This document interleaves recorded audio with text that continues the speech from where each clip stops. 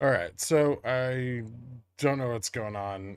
I might need to buy another camera again.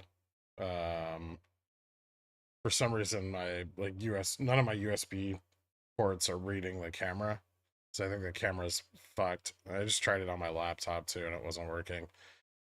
How's everyone doing today? You guys, you guys having a good Sunday? I'm going to be a voice and possibly this image of myself for the rest of the stream.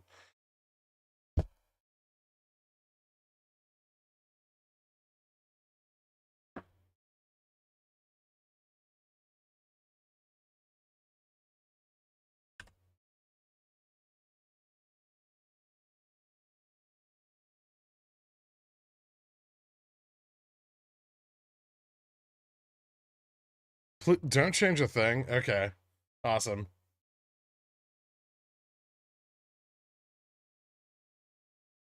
We ain't here for your looks, brother. What are you doing here?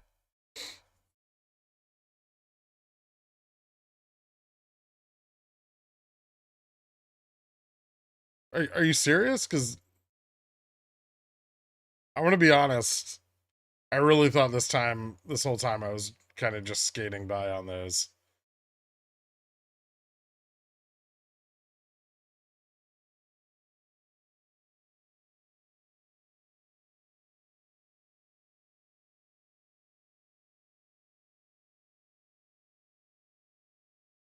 All right. I'm here for the Cavs. Okay.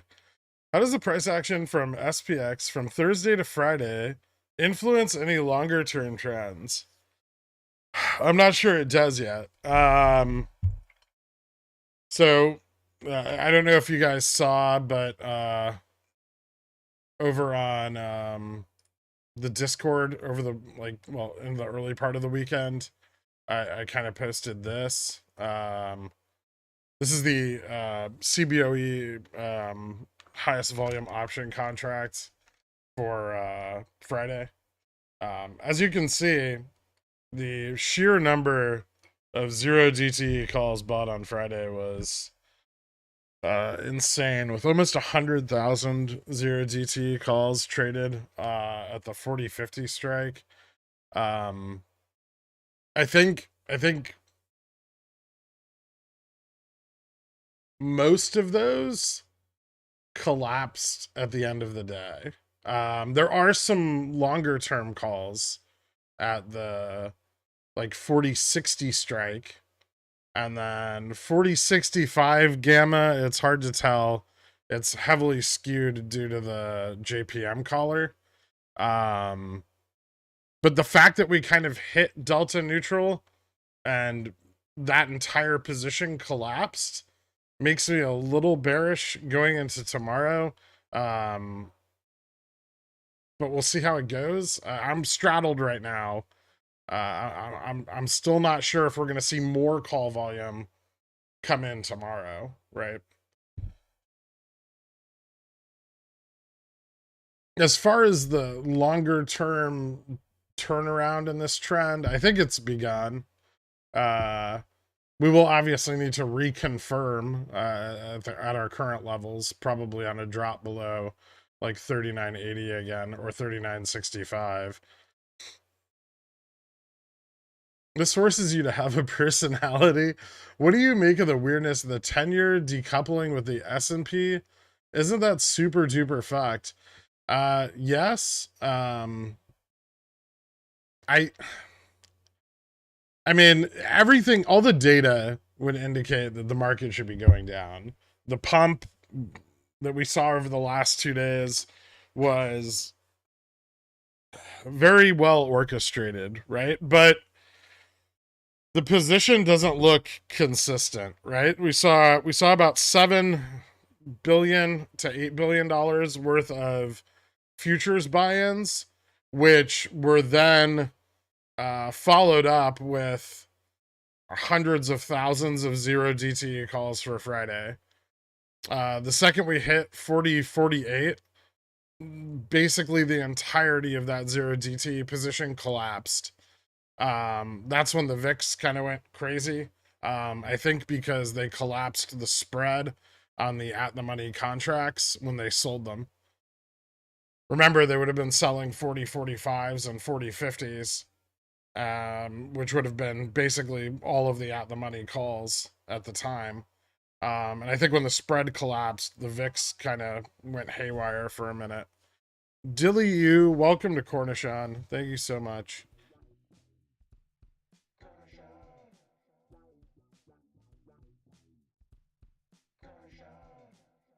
Thanks, Jen Jen.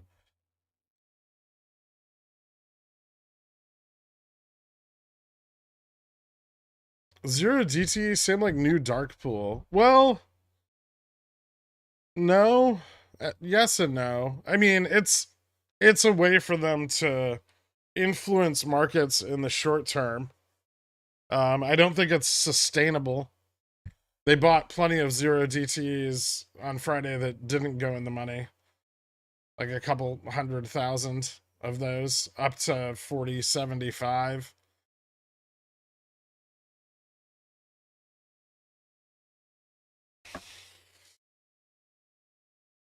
If I had to explain it from my point of view, what I think is happening over the last few days is that on Wednesday of last week, which was right before we got that big overnight sell-off, let me go a little, actually, let me go out to ES,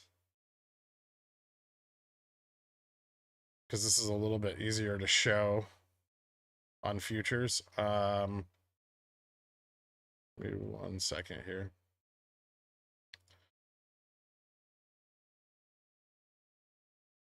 It's the 1 hour. I need 30 minutes. Okay, there we go. All right, so this was the beginning of our SLD period, where we started to see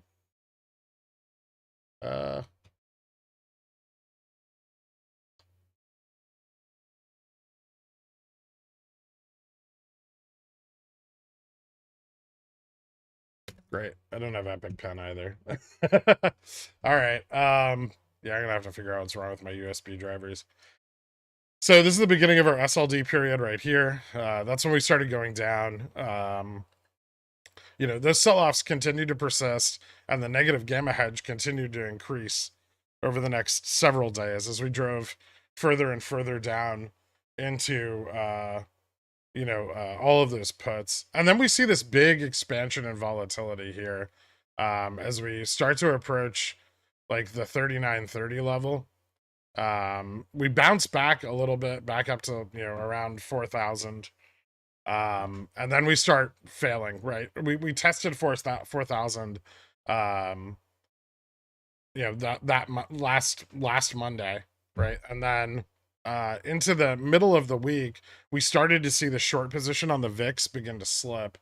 And I think I can pull VIX up here, and we can kind of see that. It's a little hard because it's not 24 hours, but is that really the best one to use? I guess. And VIX started to spike, right? Once we hit the gamma level at 39.25, where a significant amount of the puts that are open for March 31st are located, we immediately bounced. That bounce then led to the buy-in here in the futures market, which was then followed up by this massive buy-in on the backs of the zero DTs on Friday, right? Driving VIX from, almost $22 all the way back down to 18. So I think this was kind of the break point positionally for anybody who needed the market to stay propped up. And I think as soon as we started to approach that, they did everything they could to reverse the trend. But to me, that kind of still looks desperate, especially in how it was transacted, right? With so many zero DTs, with such a sharp pump. and they still failed to get SPX to a level where it's stable to the upside, right? Which would have been, above the JPM collar, closer to gamma neutral. And really, we hit delta neutral and rejected. So I don't, I don't have a lot of confidence in the upside right now, but there's nothing saying they can't come in Monday and do the same, right? And push us up into a more stable range. Oh, Michelle, welcome to Dillionaire. Thank you so much, man.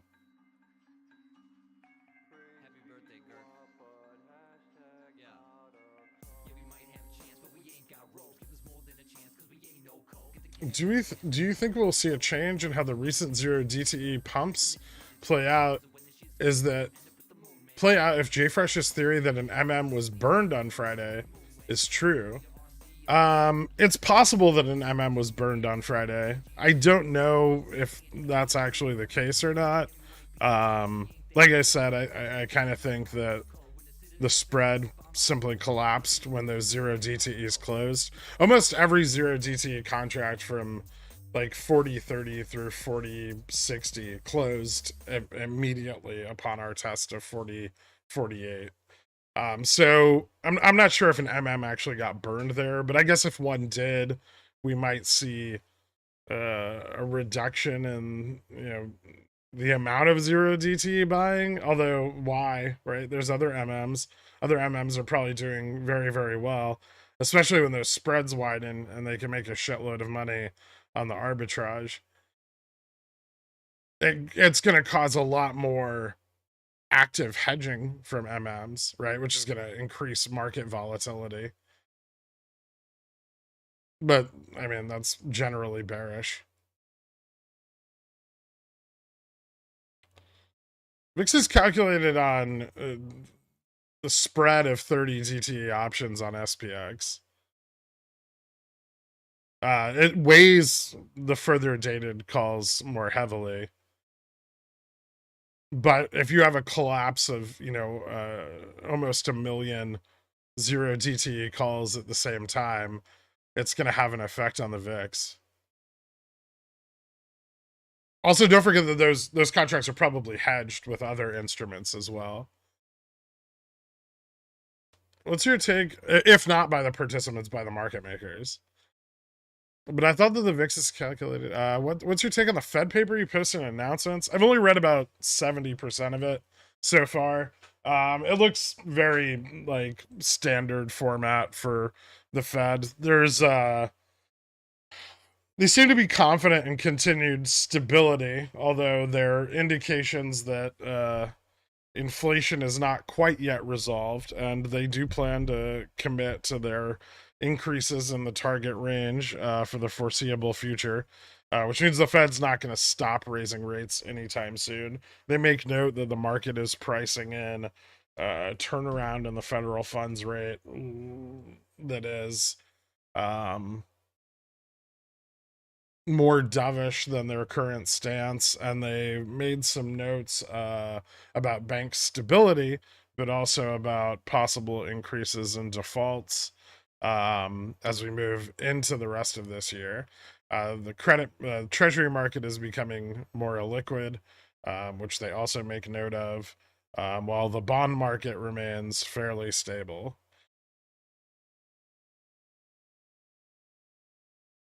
But near-term yields are increasing. And that's kind of about as far as I really got. Most of the report is probably, I would say, in line with the market's current view of what the Fed's doing. There's nothing, they don't put out any forward information in the congressional report. Do you mean that the short-term upside looks like it's coming to an end, or the downside of the last couple weeks? We don't know yet. If they come in with, if participants come in with like another 400,000 zero DTA calls, at market open tomorrow, there's nothing to say they can't push it up higher. There's not a ton of call interest between where we're at now and 4,100. but they've already shown the ability to bridge that gap if necessary.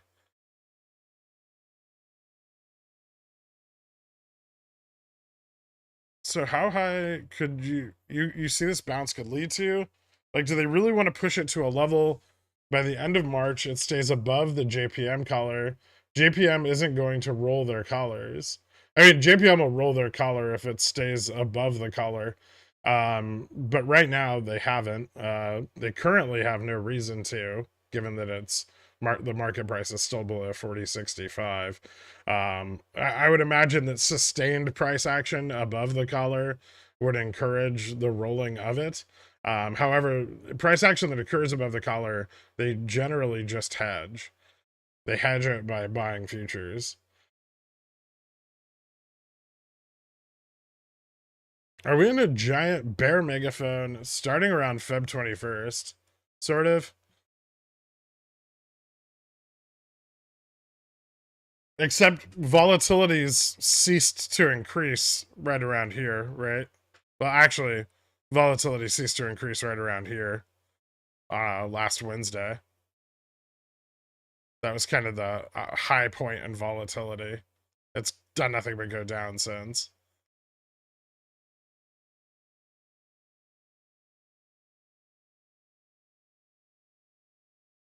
Over the weekend, you talked about buying zero DTs as a hedge when a position goes against us.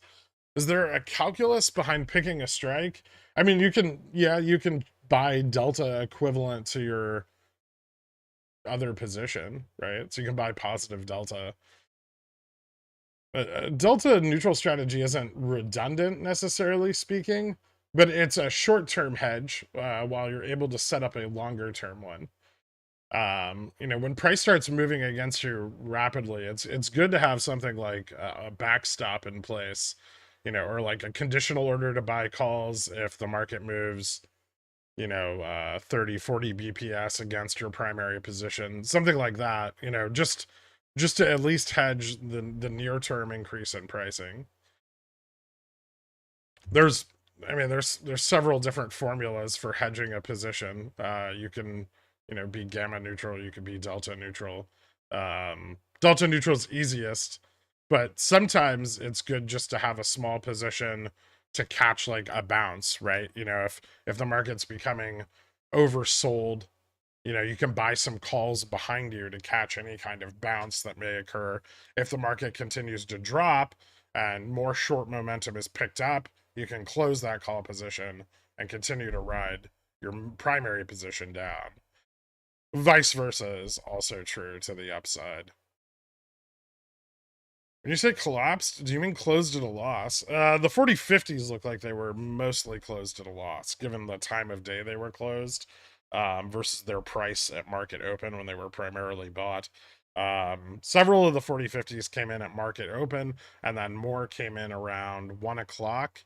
I'm not sure if the ones that came in around 1 o'clock were ever actually profitable. Um, they were bought pretty cheap, right on that dip. It was here, I'll go out to the 1 minute. I think it was right on the dip to like it was 43.38 or something like that. Right around here. Um a few minutes before market close. Those didn't go in the money. And then the ones bought here may have. Uh and that was around 255. The buy-ins of those 4050 contracts were pretty consolidated, like big orders kind of all at once. But I mean, they just hit the whole chain from market open all the way into the end of the day. We barely had any pullback, right? Because if we did, price action would have slipped and burned the rest of the zero DT position they were buying out ahead of the move.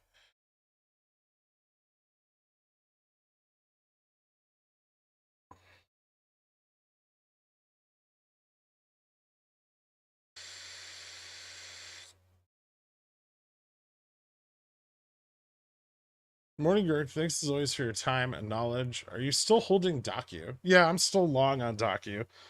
I have some covered calls and some puts on it as well. But my primary position is still long. How many days can they just pump SPX with zero DTE? It's obviously not sustainable forever, but can they do it through quarter two? I don't know. There's no way for us to judge the amount of slippage in the positions. There's a lot, because to do it, they need huge positions, right? So there's definitely a ton of slippage. I'm not sure if it's a profitable strategy, given that a significant number of the zero DTEs bought Friday closed out of the money. I would say that, and a significant portion of them were sold all at once. I would say that there was a ton of slippage that occurred in the position. Puts for 421. That does seem to be where the concentration of long-term puts are located right now. There are some for 331. 317's never really been very put heavy. June has some put interest. But April seems to be pretty heavy towards the put side. Lots of sold calls, bought puts. June and March 22nd, VIX calls have been pumping very, very hard.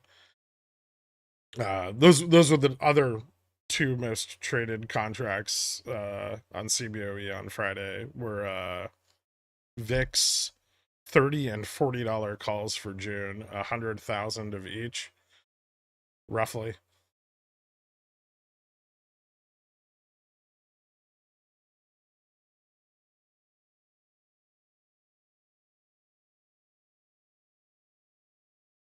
How many days can they just pump SPX with zero DT? Okay. Man, if a Monday pump happens, my zero DT puts are dead. I'm pretty sure your zero DT puts are already dead. If a Monday pump happens, they'll just be even more dead, right? With the manipulation on the VIX as of late lead to a sharp snapback to reality, making any downside if it occurs in the market much more violent from the recent price action on SPX. Yes, if the long positioning that sustained the move over the last 2 days has pulled back completely, then I would expect that the negative gamma hedge would take over once again. And then don't forget that the market maker is still selling into falling prices, right? They buy into rising prices, they sell into falling prices. So all price action in the net negative gamma range is more extreme.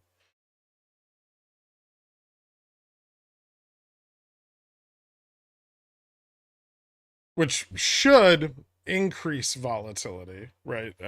And which we saw all the way into Thursday, before it sharply reversed. I feel like if Wall Street knew the economy isn't sustainable, they want to sell their equity. If they didn't sell at 4,200, they definitely want to push it high enough to trigger the sell-off. Possibly. I mean, there's no question that equities are still being sold. Maybe if JFresh comes on in a little bit here, we can kind of discuss that. But right now, I'm not sure if he's going to be hopping in or not. I'm afraid I'll end up married if I click it. Only one way to find out. My port is dead. Oh, popcorn trader. Stop being ridiculous. If your end of quarter target still 38.50, 38.85 to 38.50, but yes. If we break up through 40.80, then my downside conviction is dead for the near term. That hasn't happened yet though, so I'm still not super afraid of it.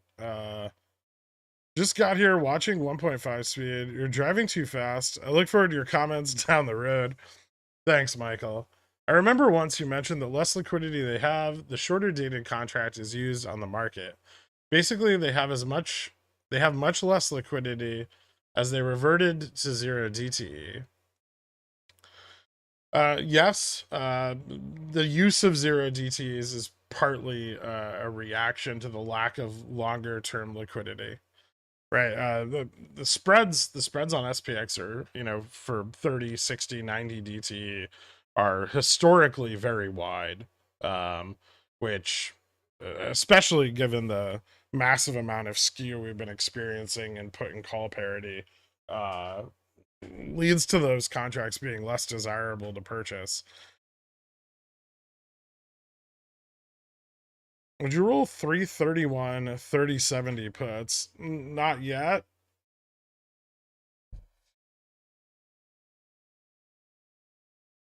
Do you think the blip theory is correct and the economy will turn around for summer? Or is the economy still in shambles? If China reopens, causing further supply shock to the global supply chain, I don't believe in the blip theory. I don't think margins have sufficiently contracted. Um, I don't think the Fed is done raising rates at all.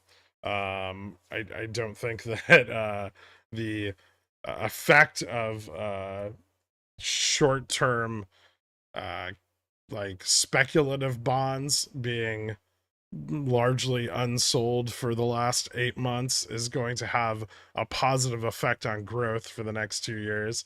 So no, I don't buy into the blip theory. I also don't think that the Fed's only goal with increasing rates is to solve inflation.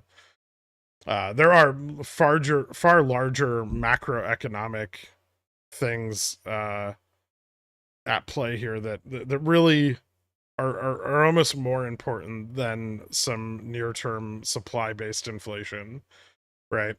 China can absolutely shock the supply chain again with their reopening, and I would expect some of that has already been realized, but there's probably more to be realized as we move into summer. Um, Energy is still very volatile, and that could shift rapidly. Don't forget that developments in the Ukraine and Russia war can very, very quickly impact expectations for a stable market, right? And without stability, you have uncertainty.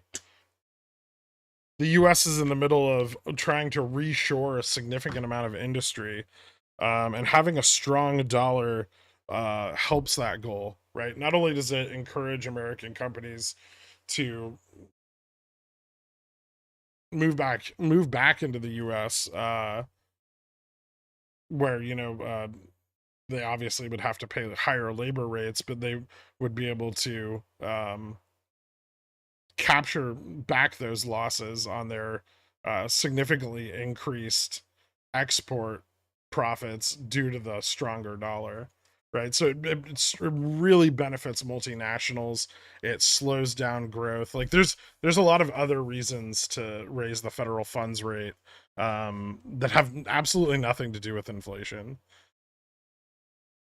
All of that can be then subsidized by the sale of treasuries that have insanely high yields and are very desirable, right? So they can pump investment capital into treasuries, which they can then use to subsidize the reshoring of American business, like you're seeing already in the semiconductor industry. Using my 19-month milestone to say in 2-ish years, this group has gone from jamming puts, same like shares, to intelligent discussions of broad market movements. Bravo, you magnificent bastard of a pickle on the internet. Bravo. Thanks, Windmill. I appreciate it, dude. If they're desperate and keep this pump going, are we really going to somehow fulfill the Lenixus prophecy of 4,400 by April? No, I don't think so. That's ridiculous. Jesus Christ, who's pumping all this? If we really push to August high, we're definitely gonna crash. Yeah, I would agree with that. Morning, Hazy. What about the demographic collapse discussions that say no more China in 10 to 30 years? That's possible. And another good reason to reshore industry, right? Would you do an overview of what proper risk management would have been to deal with that pump? Stops in place beforehand, yes. Hedging psychology in moments like that. I'm trying to learn from it. I mean, conditional backstop orders, if you know how to place them, they're a bit complex on IBKR. They're kind of simple on Fidelity. WeBull doesn't have them. Um, those are options to cover a massive move like that. I mean, massive moves like that really shouldn't be an expectation. They're just something that happens sometimes. But yeah, protective stops, at least, you know, even out of the money, are going to severely reduce your overall risk, right? Um, Attempting to, buy into the rising price. I mean, I had a backstop order for 100 contracts of SPX at 39.75 in case we had a relief rally. And I only filled on 5 of them because it pumped so fucking hard. So they don't always protect you, but they can. Just managing your position is what's important. Don't accept loss, especially in the near term, in order to continue to hold the position. You can always buy back in. So there's no reason not to have stops ever. You should always have some stop in place. Are my 2DT 230p safe? JK. Wondering what institutions and professionals draw for moves like last week. If we see it again this week, I see it as desperate and risky, but I'm challenged. Your 2 DTE 230p safe? I wonder what institutions and professionals draw for moves like last week.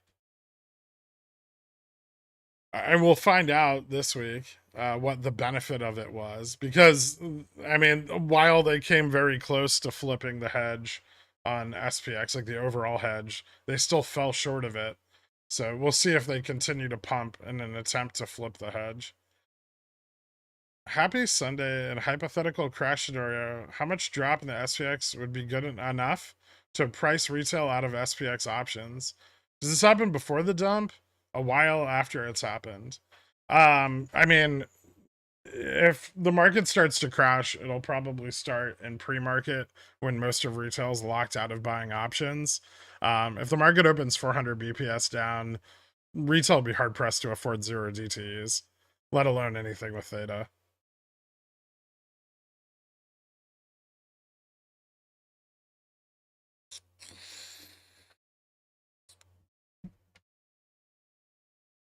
You mentioned your price target end of quarter for SPX is around 30.80, but your charts and your projections go as low as 36.60 ish. Yes, they do. I have a band, which I feel like I've explained before, but this band here, from 38.50 to 39.65, this is the majority of my put positioning. Anything below that, obviously nice, but not expected. So this is my target range.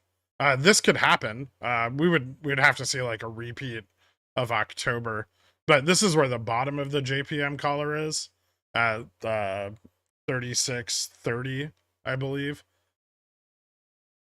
Mostly those calls in that or puts in that range, you would close when they were profitable. The goal would not be to get them into the money. And any pump to the opposite direction is really going to pull up on the potential of that range within this time frame.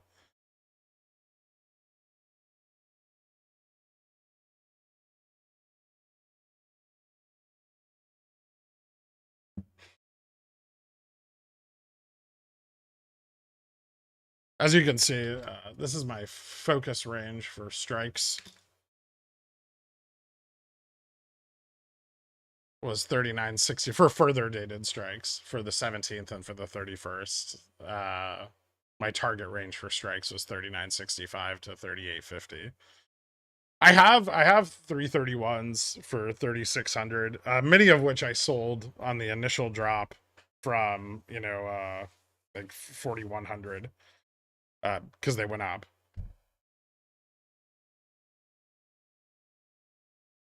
331, 3600p, still worth DCAing or just cut and roll up? Probably not worth having till we hit SLD. I'm not saying we can't go down hard before then, but it's less likely that we go down hard before SLD. And the 3600Ps aren't really going to move a lot unless we move down like 100, 200 BPS in a day. I think your cost on those contracts would greatly affect the holding of them. You know, if you bought those contracts in like the 3960 range, then yeah, it's probably best to cut them. If you bought those contracts in the 4100 range, they're still pretty good. They're probably still very cheap.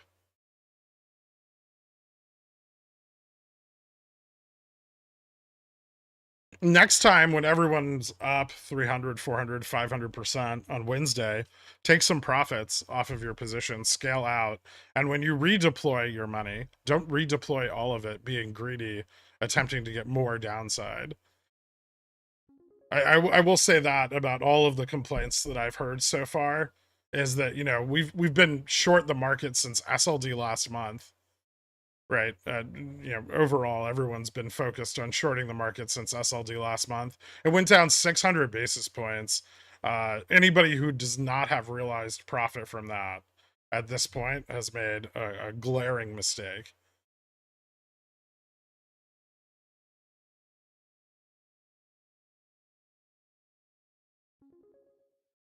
Long dated puts, 4,000 in July and September.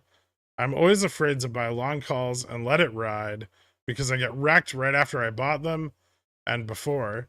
I mean, hold on. Let me pull up the rest of the message because I can't see it all here.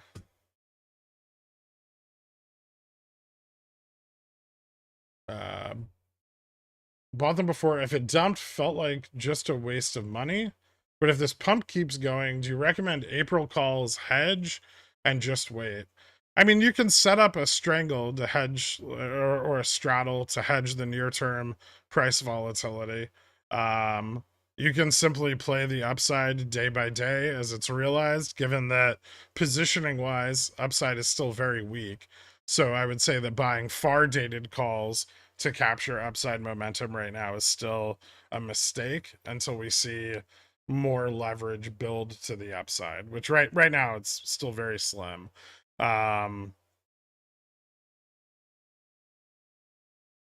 So I don't know. I guess that would kind of be my thoughts on it. I understand the fear, but when shit like this happens, you know, sometimes your hedge prints more than your initial position was ever worth, right?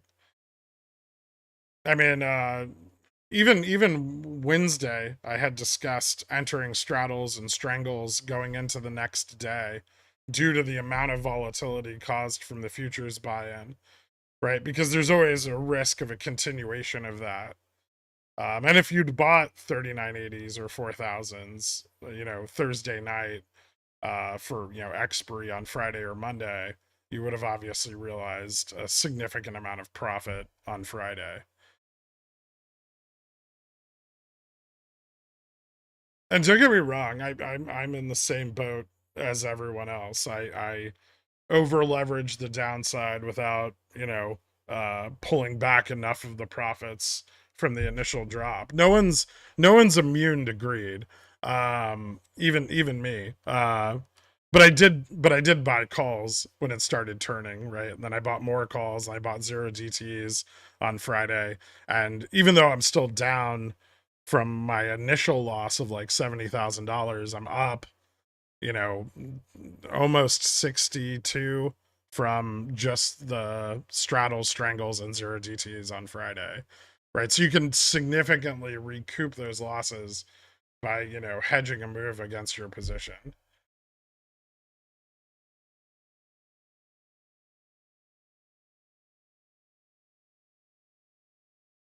When you say cheap on an options price, what's that from your point of view?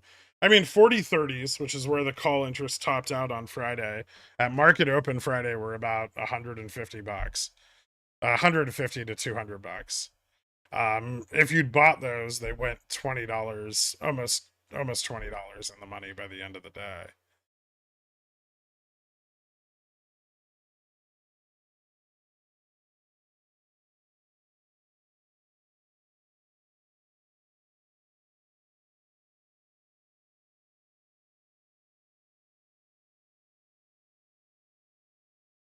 I had to stop, but then just averaged down and stopped again. How do you know when to stay out, even if possible? I mean, you don't, but generally after a move that big, you don't want to re-enter right away until you find some stability and can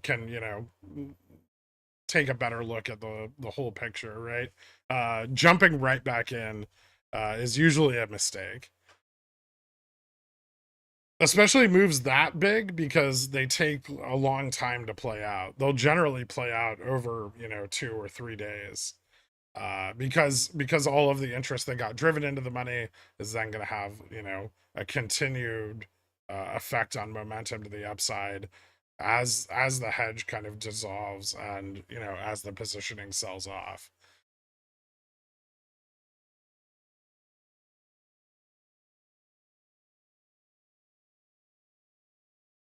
It's pretty rare, especially on indices, for you to get a move that is, very hard down and then very hard up, like kind of like this, um, like December 22nd, December. Well, actually, this was all on December 22nd. What am I on? Oh, there's the 4 hour. Like this is fairly rare. Generally, moves on SPX will have a continuation, right? So you'll get a couple days of pump, and then you'll get a sell off. Uh, with more and more zero DTs, that can change, but it's still not very common for a pump of that magnitude to just die off immediately.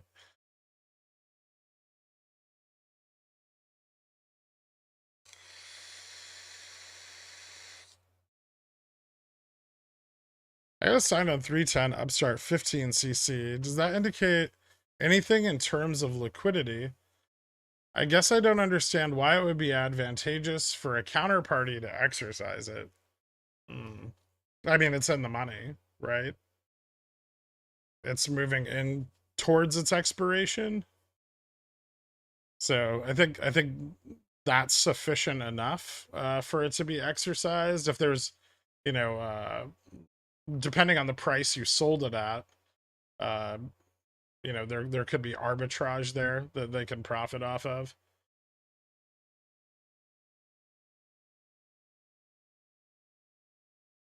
And for a market maker, that might be a few cents per share, right? Steve put their pickle in my jar. I have very long dated puts, like 4,000 in July and September. I'm always afraid to buy long calls and let it ride because I got wrecked right after I bought them before. And oh, okay, sorry, I answered that one. Willie, just a little extra support for all you do. I think it's under discussed that a desperate pump like this could have a purpose. The biggest tickers don't seem to be following S&P in kind. Perhaps a quiet pulling of money from huge positions while supporting prices with SPXW.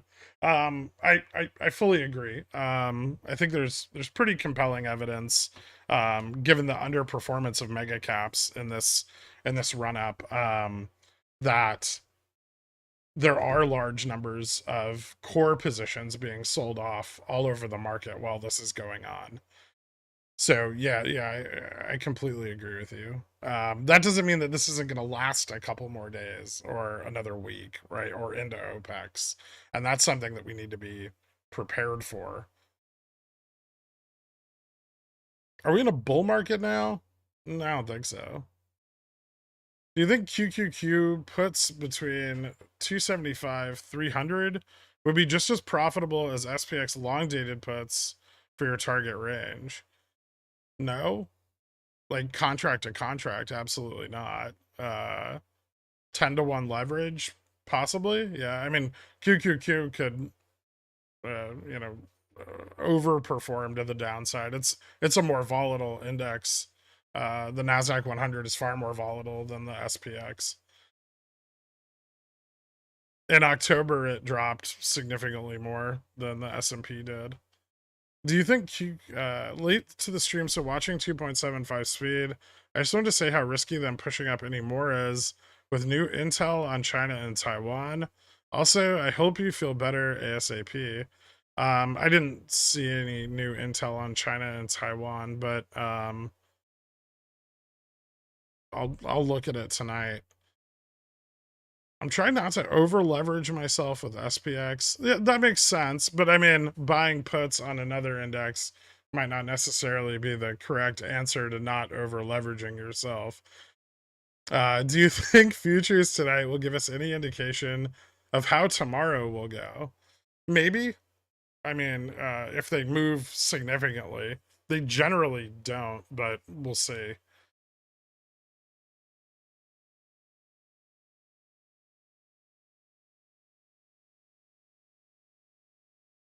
April, March 31, 395, April 390, 380. I'm 20-30% in the red. Should I wait for SLD to sell? I mean, if the market continues up, we can expect probably some downside during the SLD period, as is the norm. However, I would say that if you are currently 20 or 30% down and you think the market is going to continue moving up and you have a lot of theta on your main position, which it sounds like you do, that you should probably consider a near term hedge as long as you plan on holding that position, right? Provided we don't futures don't just immediately drop under 4,000 at open or something crazy happens. There could still be aftershocks from the move on Thursday and Friday into the beginning of this week. I have March 21, 4020, April 21, 4,000, both down 20%. Okay. If SPX keeps riding full bull, reposition or hold, as I think they will enter the money within the next week or two. The March 21s at 4020 aren't in a terrible position. You're gonna have some decay over the weekend. March 21. Okay, so T+2 from OPEX.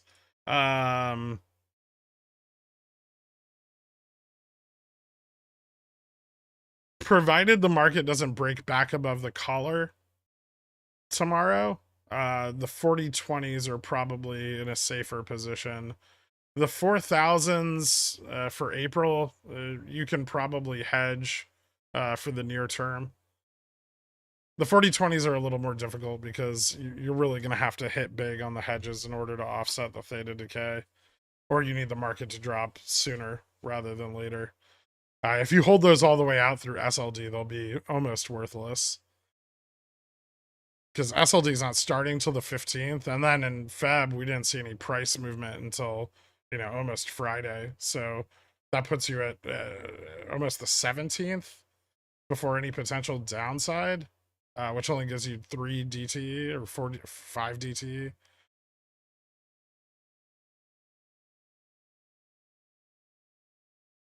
I didn't miss your Ko-Fi. I read it, and thank you again, Willie.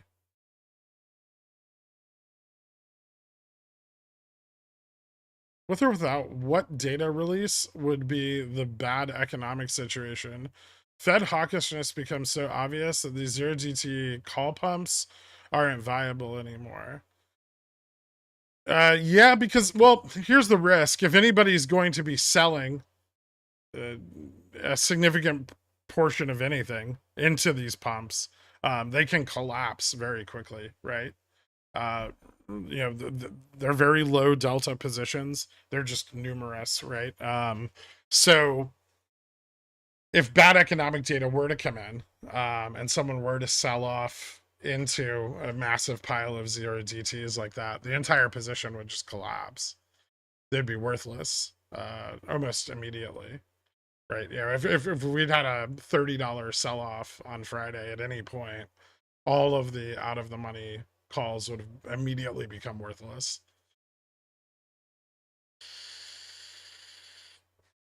So it's actually a ton of risk to do that. Someone's still stuck at 4,100 and still needs those in the money beforehand. There's still some calls left at 4,100. I feel like a significant amount of the gamma in that range is sold. It was already becoming more sold towards the end of February. Um, through Feb, well, specifically through Feb SLD, the 4,100 call interest was, mostly being sold off. Once they pulled that support at 4,100, I would say that the majority of positions that were there were closed out. So anything building up there is new, but I would still say that most of those are probably still sold at this point as well. I don't think there's anybody significantly long at 4,100 right now. At least not yet.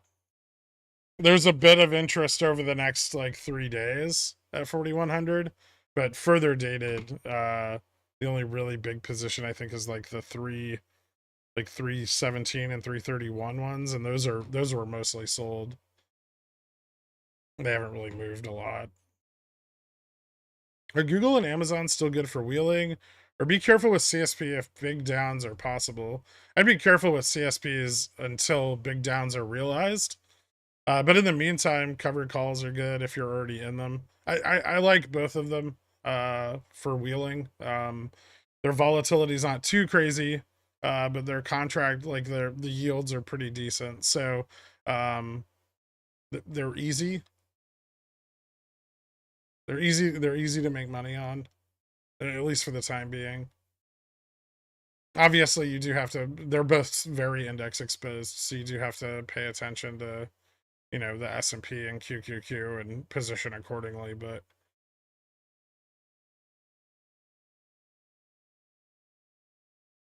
did we talk about the NPR document Dad Piss in Discord? A little bit. I haven't read through the whole thing yet. I only started looking at it like an hour before the stream.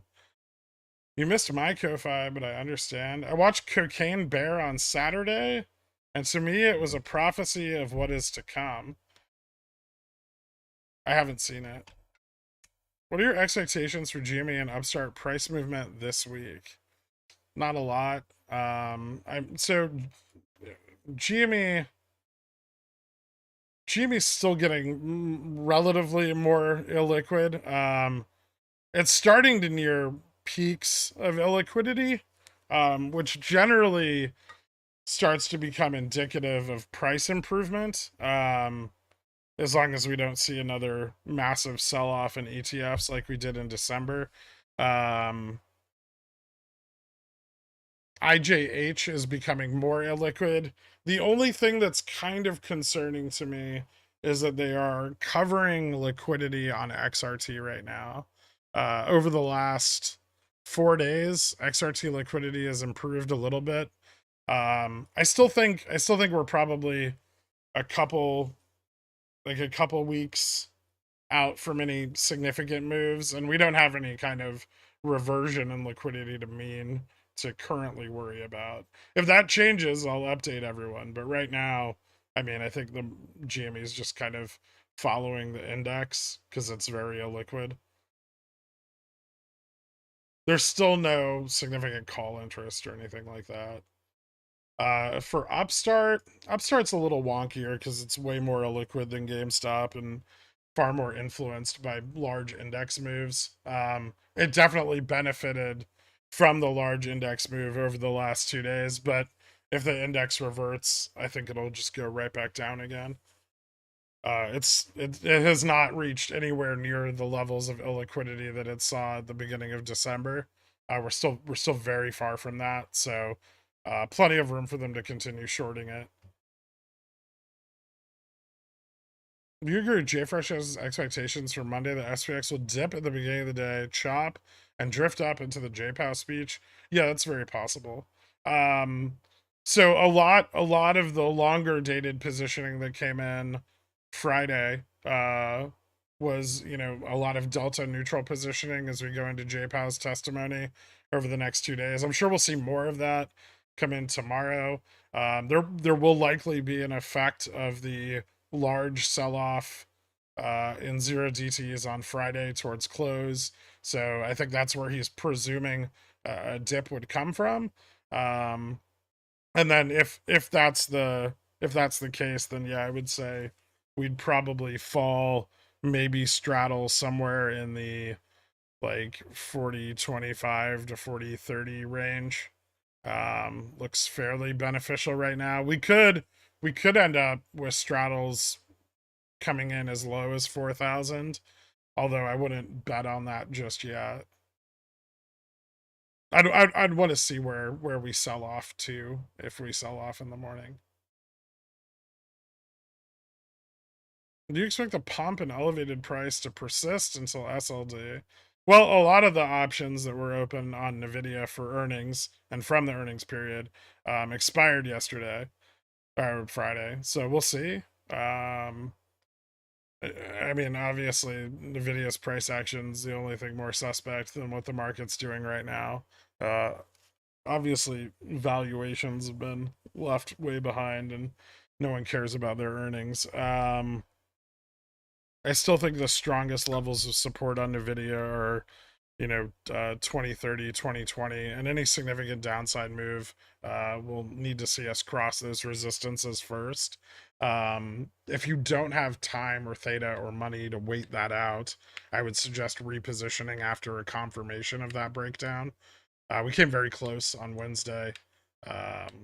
I don't think it would take as much pressure to drop it an equivalent amount in the future, given that so much of the call interest is going to have pulled back. I'm still, short NVIDIA for primarily April, May, and June.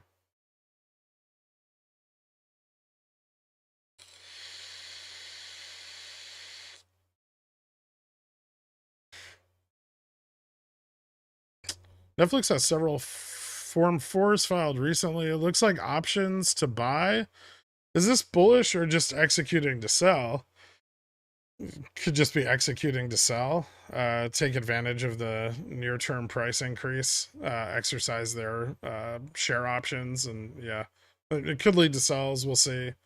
Um, I don't really think there's too much information to garner from that.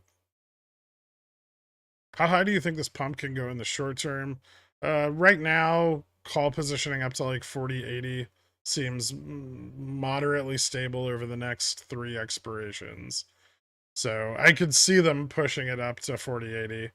But they would have to obviously come in with all new positions tomorrow morning. So, we'll know intraday tomorrow if that's something they're pushing towards. And if they are, we can obviously position ahead of that. Like the great thing about the zero DTE pumps is if you see them rolling in, it's very easy to just buy out of the money calls and take advantage of them. Like buying 40, like, we discussed buying like 40-50s on Friday when we were starting to break up above 40-30, and we saw the 40-50 interest come in. Not hard to follow up and make money off that. 3 to 6 month bill auction having any impact on sentiment or nah? I mean, the fucking short term yields are ridiculous.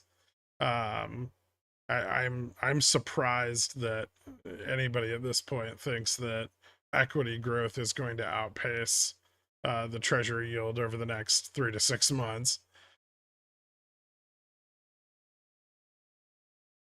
NVIDIA has their conference thingy tomorrow. Do you think if they spout AI stuff with a clear plan, investors will realize it's all hype? Like what happened to Tesla Investor Day? That's possible. It would be smart to average down June 150s or position into higher strikes. June 150s aren't bad. They're just not, like, the goal for those is not for them I mean, well, June you might, but the goal for those isn't really for them to go in the money.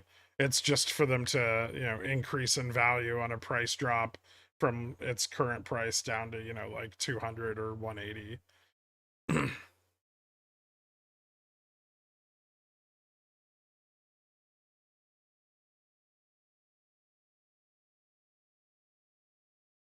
Jpow pump expected? Not necessarily. I don't know if what Jpow says to Congress is really going to matter that much. I don't think they're going to move too far off their current narrative, which is, they expect to raise rates in the target range for the foreseeable future until their goal of 2% is attained.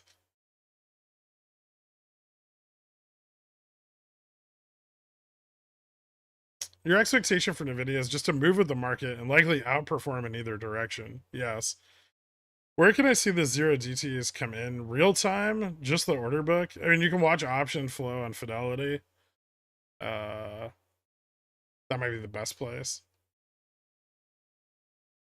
Hopefully this week, I've set up something where we can see close to real-time gamma on SPX throughout the day. I'm hoping. Maybe like a couple minutes delayed, but fairly close. So I'm pretty excited about testing that out.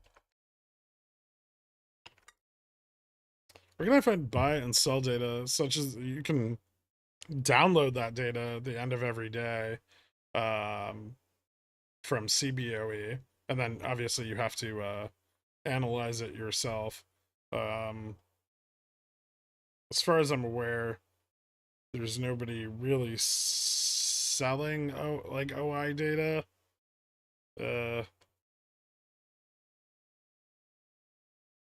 There's a couple people with like Gex tools, but you can do Gex for free in Excel. So I'd rather do that than pay $80 a month for it.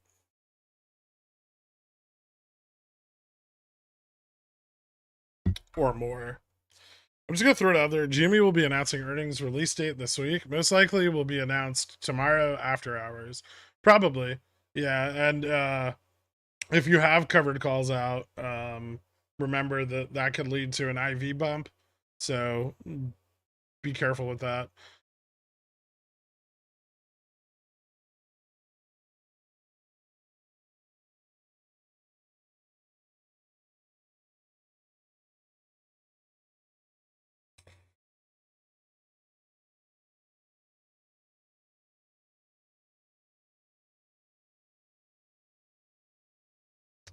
There's a guy with a Bulls jacket named Gabe. Go watch.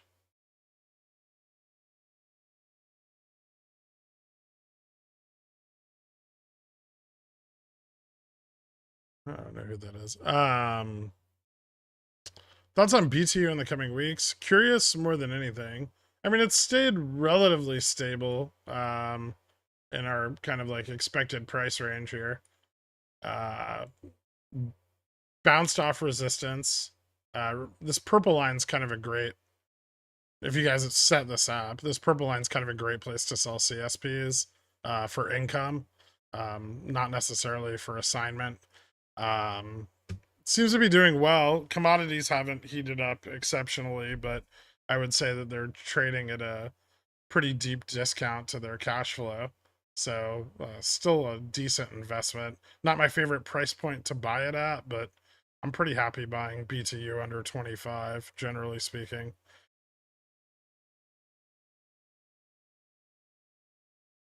How long do you think SPX is going to be bullish? Could be a couple more days. Could be another week. We don't know yet. We need to wait and see more if more positioning comes into the upside or not. I would say that charm has skewed positive, and over the next 3 days, there is some call interest. So, there's potential for us to go up into the middle of this week. However, there isn't enough call interest on the chain to support a big move. So, unless we see more come in, right now, I would say we're in the range we're going to be trading mostly for the next few days.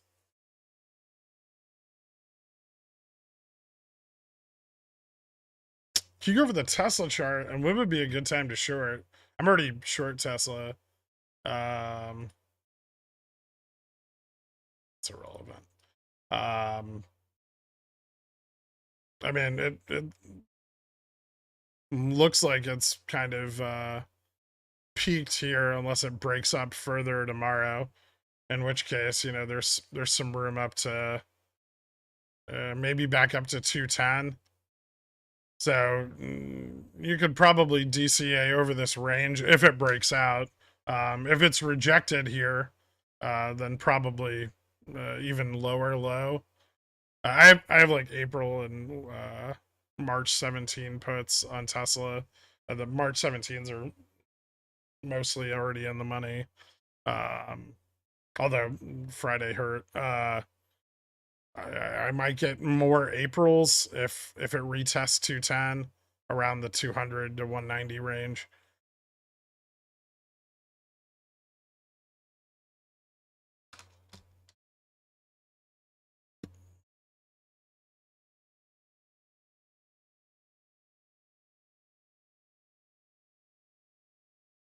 All right, let me see if Dork wants to kind of discuss anything here. Give me 1 second. Let me get this set up. All right, Dork, you there? What's up? What's up, man? How you doing? Doing all right. Right on, dude. Well, love the discussion this morning. It was actually pretty interesting. Um, Thanks. so I kind of wanted to just sort of jump into the nature of this bounce, sort of. I mean, I guess not the nature, but like sort of dissect it a little bit. You know, you're looking at options positioning. I looked at a lot of the volume stuff on mega caps for the bounce, and it was interesting that there wasn't really a lot of volume behind it. All the volume on all the big mega caps was very normal, right? It was Yeah. within the 3 month average by at least by like 2% on Mm-hmm. everything. So it kind of supports the theory that this is, purely just buying, pushing up the bid from zero DTEs and the futures buying. Yeah. But an interesting conclusion that can be drawn from that is that there aren't any real buyers right now, right? If it's just the market maker, Yeah, which means, that's yeah. The as the index is moving ahead of their underlying is. I agree. yeah. So with that in mind, this uptrend. I mean, unless actual buyers come in to like fill in the ask side on this, this run is super untenable, especially when we consider the ensuing deleverage from all the zero DTs that expired in the money.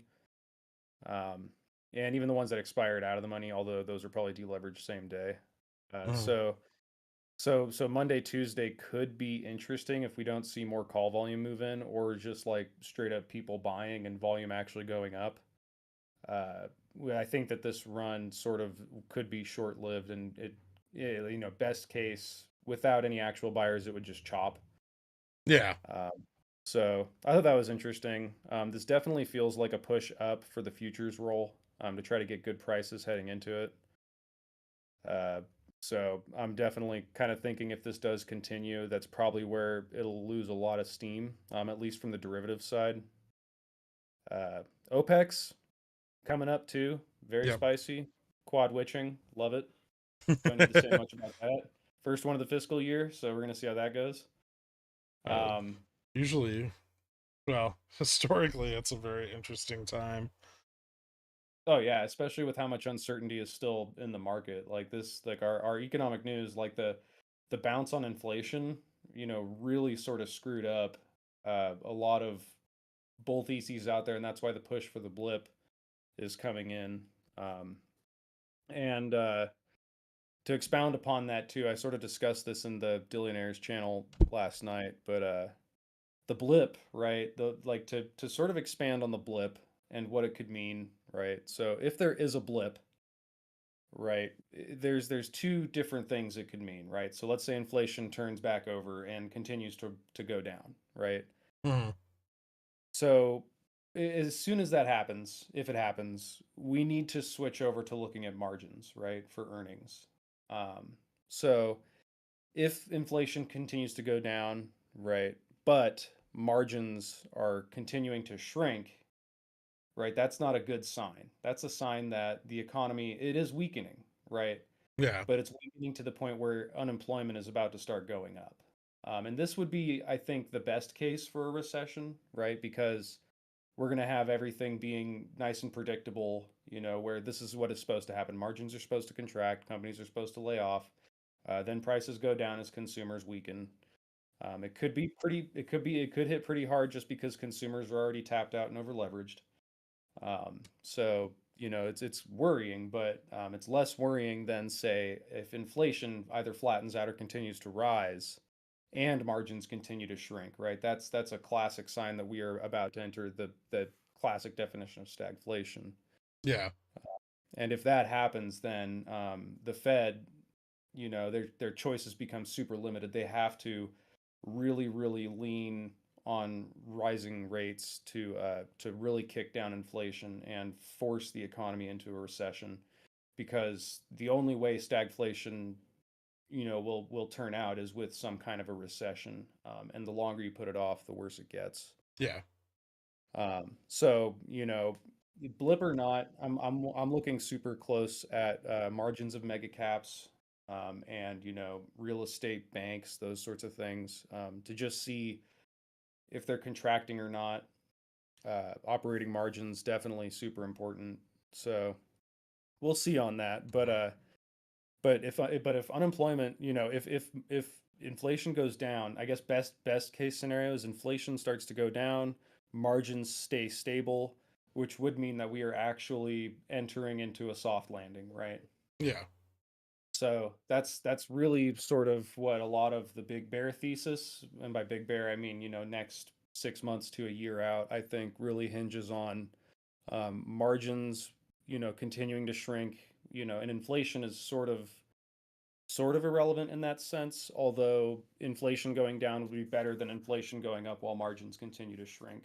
But stable margins with inflation going down, that's a big point for the bulls Hmm. over the next 6 months to a year. So I'm definitely, especially right now, it's starting to get to an inflection point where that kind of data is going to become super important.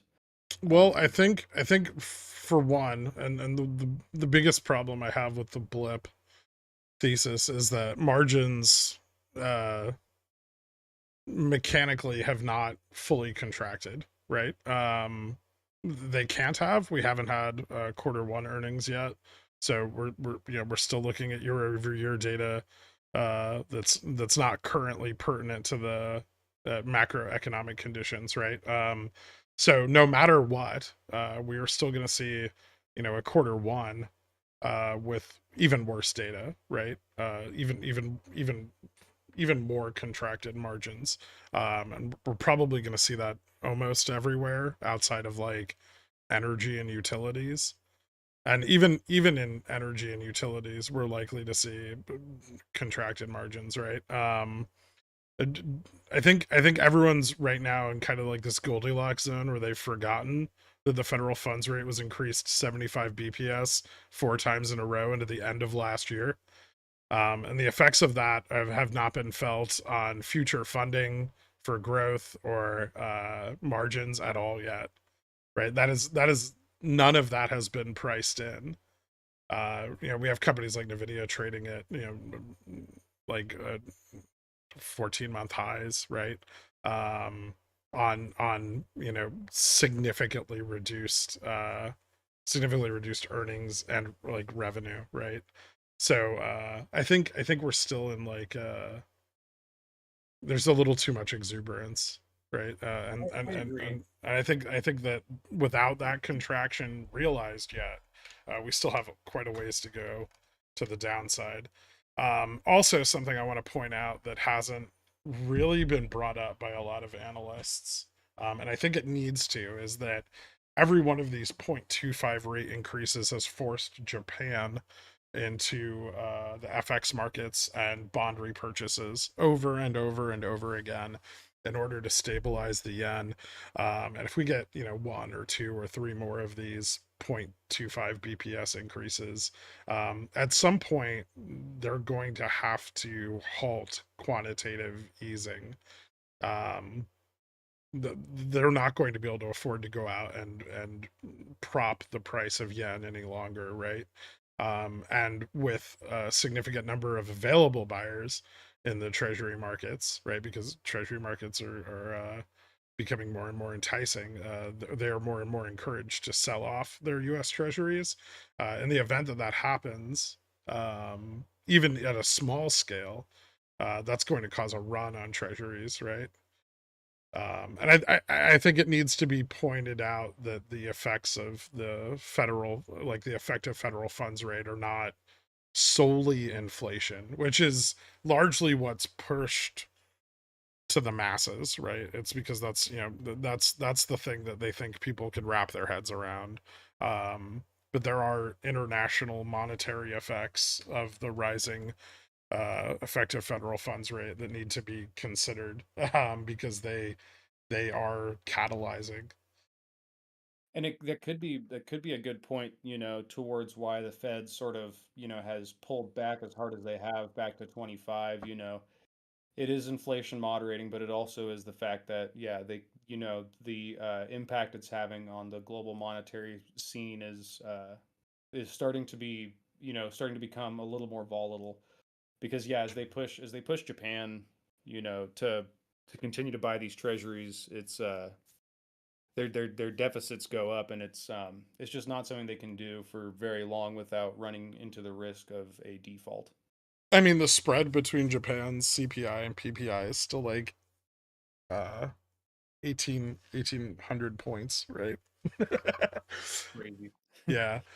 And that is not sustainable. At some point they're gonna have to pin the yen. It may not be today, it may not be in the next 6 months, but it gets closer and closer every time.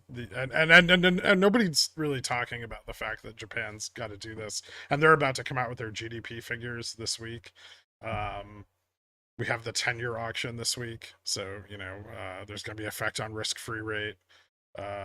Powell's testifying this week. There's a lot of shit. We have non-farm payroll. Thank you, Poopy Pants, for pointing those out. Um, and Flo Kala, yes, I expect GME's IV would pump after the earnings announcement, not before it's made. Um, Yeah, the I like. futures roll begins on the 10th. Sorry, I'm just trying to get to a couple of questions before we Oh, no, continue. I gotcha. Inflation stagnates or rises, margins stay stable. I mean, margins will stay stable because they increase pricing, but that puts you know pressure on consumer costs. Melon, Christian Reed, welcome to Dillionaire. Thank you so much, guys. Hit me up on the Discord. I'll get you added to the country club after Happy the birthday, stream. Kirk. Yeah, we might have a chance, but we ain't got ropes. Give us more than a chance, cause we ain't no coke. Get the cash in advance, cause we holding the float. If you are what you eat, that makes I'm gonna probably turn that down because I'm gonna deafen everybody. Yep.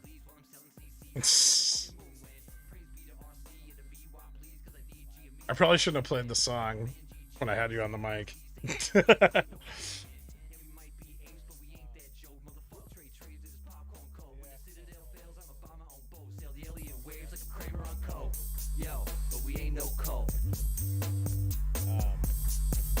Yeah, I think the Jpow testifying is going to be. All right, hold It's on. going to You be got to repeat interesting. everything you said for the last like 60 seconds. Well, I didn't say much. I think that the Jpow testifying to the Senate is going to be interesting, right? Because it's kind of like actually putting him in front of people who are uninformed like us and having them ask him questions, right? Uh, Besides just put sellers and call buyers.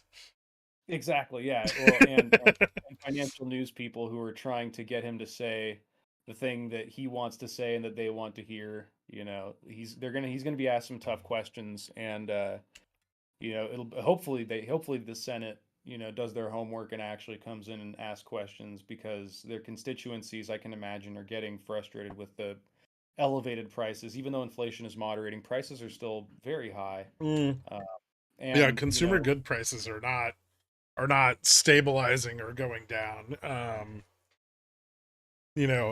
not only that, but real wages are, like, they just had their worst year since the BLS has started collecting the data in the, I think it was the 40s. Yeah. So it's consumers are getting squeezed really hard right now, and I think that the senators are definitely going to bring it up and ask Jpow what he's doing. If what he's doing will have an impact, especially after we've seen inflation tick up again. Um, but yeah, there's a growing case for, yes, disinflation, but that's kind of like some pain when Jpow says that. I think that what he really means is deflation. And if that's the case, then I mean, a recession is guaranteed. And if he manages to stabilize inflation, but prices remain elevated, all that's going to do is delay the period of deflation. Especially if wages don't rise fast enough to meet the elevated costs, or if inflation pushes back up again. So I don't know. I'm super interested in what the Senate's going to ask him. I'm super interested to see his responses. I think the market is probably going to be listening a little bit, Mhm. although it may be nullified a bit just by purely by the mechanical events that are coming up. Those could take more importance, at least for the really big players. Yeah, no, I agree. It'll be interesting. Although, I find that I don't know if you listened to his last testimony, but it was extremely dull and repetitive. Generally speaking, when he gets in front of an audience like that, he just repeats the Fed's standard narrative over and over and over again, while informing people that fiscal policy is not his fucking responsibility. um which Same is like every other Senate testifying thing that goes on is with regulatory bodies, they all do that. yeah, so I don't know how much it's gonna have an effect or not. I know it will probably be heavily straddled and strangled over the 2 days in which it occurs. So expect volatility in a tight range during that period. I guess what I really want is just for him to kind of have a Freudian slip that causes the market to suddenly sell off and just rug all those zero DTs that are going to be coming in. Well, if they come in, right? We still don't know what's going to happen Monday. The Yeah, positioning over the last 2 days was very interesting, but that market maker hedge has now collapsed um, for those contracts, and that could lead to a sell off in its own right going into tomorrow. If I had to yeah, describe tomorrow morning, it's going to be uncertain as fuck. yeah. I think yeah. There's a possibility that though that the zero DTs just roll right back in against the market maker hedge. So, that could cause chop. I don't know if there could be enough zero DTEs opened to actually push the market up further. Yeah, yeah, But that's kind of where my head's at. Is if the goal was to continue price increases and to stabilize the hedge on SPX, right? Since it's obviously not being driven by purchases in the underlying stocks, and this is purely a focus on NQ, SES, SPX, and VIX, right? If this is purely an attempt to stabilize um, the indices, right? Then why are no calls being bought further out? Why are no positions being taken to stabilize our current price range? And they weren't, right? As of Friday, like if you look at the positioning over the next 3 days, it's all over the fucking place. There's like some calls at 40.65, there's puts at 40.30, there's calls at 40.80, there's puts at 4,000. Gamma's almost flat on $10 in either direction of the price that we futures closed Friday at. I would say that if the pump was an effort to stabilize for the long term, that we would have seen further dated call buying come in, more stable positions with theta, that I would have agree. maintained a long-term hedge to the upside, and we didn't I see any of that. I agree, but it becomes a question of capital allocation, right? So if a big move, right, is being planned around OPEX, let's just say, Yeah. um, you know, and you need capital allocated, maybe by the roll. You need capital allocated to move out of futures and into bonds or something like that. You're not going to be able to create the positioning necessary to stabilize prices to that degree. However, you could allocate just enough capital to keep the market moving up, and at the same time get a trusted FBI informant or whatever to release some bullish rumor that stokes bullishness in the market, which could stabilize things, right? Just in terms of underlying buying or things like that, just trying to get the I love how trusted FBI agents now are colloquial go-to for any federal market participants. I mean, it could be that. It could literally be a source at JPM who wishes to remain anonymous, or a source who wishes to remain anonymous in a large bank or something. Like, you just Yeah. have someone say something to a reporter, stoke some bullishness and You mean stabilize like price. what's his face on Friday? Bostic Yeah, or exactly. Just Thursday? and even anything like that. I mean, just something. But that was an orchestrated pump. I'm talking more about like trying to orchestrate further pump and at the same time use minimal capital. It's kind of like what this is they're utilizing minimal capital to orchestrate a pump to try to stoke bullishness in the market to stabilize prices so that they don't have to continue to do it. Because their larger capital allocations right now are probably going into other things, right? Yeah. I've heard CDS volume is going up, so people are starting to, sort I of showed you the SOFR swap futures volume the other night. Did you yeah, that see was that? nuts. Yeah, that was very interesting. That's a lot higher than it's been for a while. It looks like for like the past year almost. Yeah.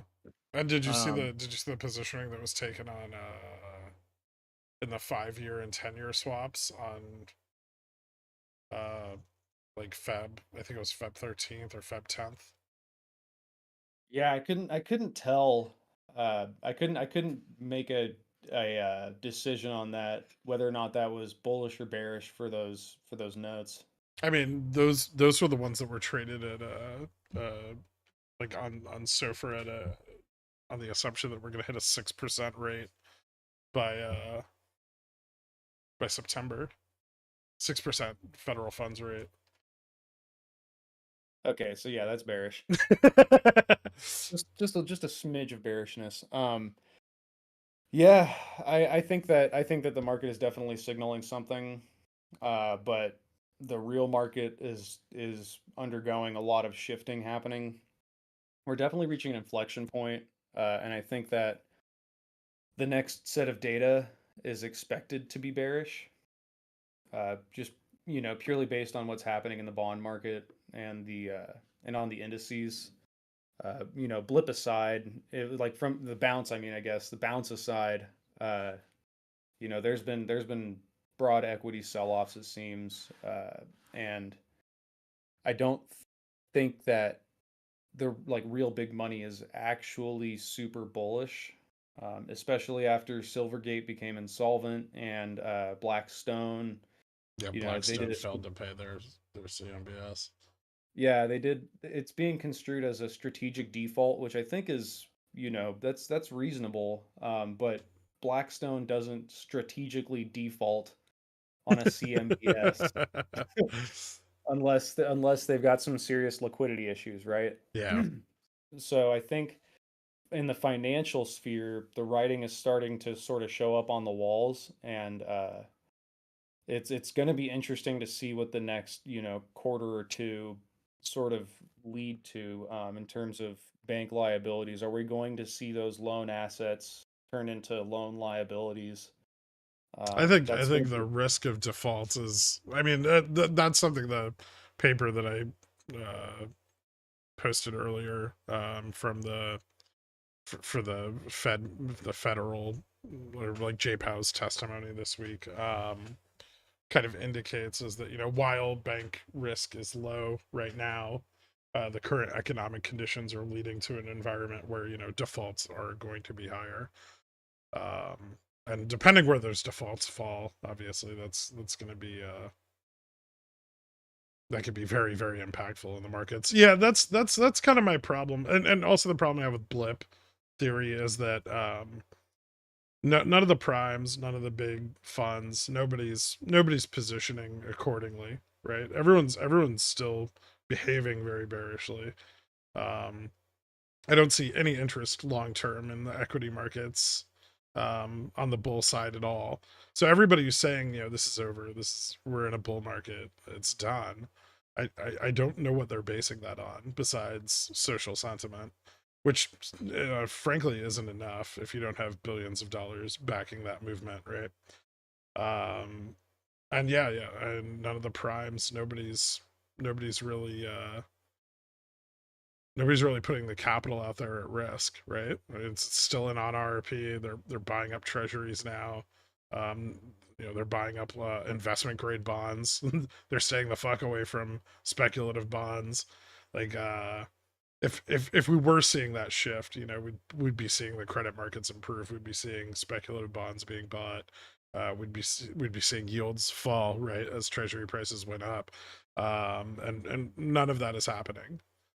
We're getting close to like even closer to like yield crossovers on like the 10, 20, 30 year, right? And I mean the 10 years at what, 4% right now? It's yeah. I just don't see it. I don't see any I don't see anything in the data to support the opposing thesis yet. Yeah, you got to see where people are putting their money, right? The money is where their mouths are. I mean, what they say, I mean, when the people you get marched out, to speak to the general public, their main goal is not to tell you how things really are. It's to tell you how to feel about certain things, The right? goal is to influence, right? Their goal is to influence and well, mostly just influence. Yeah, it's to show a narrative that they want you to believe. And I mean, to some degree, when everything's normal and fine, that's fine.